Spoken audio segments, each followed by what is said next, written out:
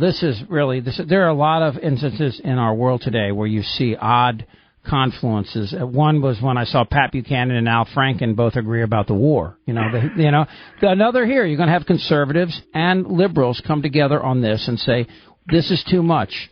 We don't want government in our life to this degree.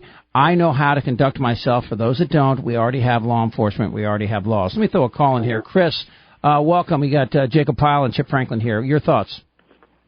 Yeah, this is Chris. Yeah, go ahead. I just think it's all about the revenue. The city's got no money. Well, it's another way. It's definitely a way of increasing revenue. But at the heart of it is it's politicians responding to the squeaky wheel, the voters who make a lot of noise and say, we're worried about our children down there, and we're becoming a Altamont and Hell's Angels, and all this sort of stuff is going to happen. And of course, nothing could be further away from the truth. Thanks for the call, Chris. Let me ask you a question, Jacob. What do you feel about Sanders' compromise idea about just picking those 3 weekends? I think it's a great solution. I think it's something that the city of San Diego needs to try before they just pass an overbroad piece of legislation. If your problems occur on weekends when you have a ton of people in town, well, let's deal with those weekends. But, those are weekends when we have a lot of tourists in here. And, let's handle it then. Let's try that and see if that addresses the majority of these issues instead of punishing everybody in San Diego year round. Yeah, we're looking at about $250,000 the city made up until June 1st. We don't have summer numbers from popping people for these alcohol related instances. Jacob, so you're going to be down the queue on Monday registering voters. Do we have any kind of numbers out there, or is there any sort of polling? Anybody done anything?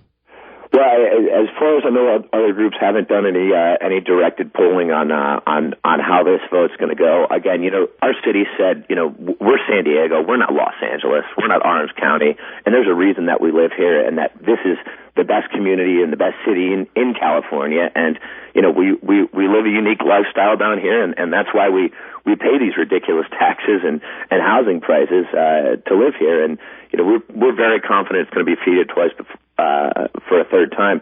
I do want to remind you, we will be down at the queue on Monday night, registering voters before the Chargers beat the Jets and get their first victory of the season. So look out for actually their second victory.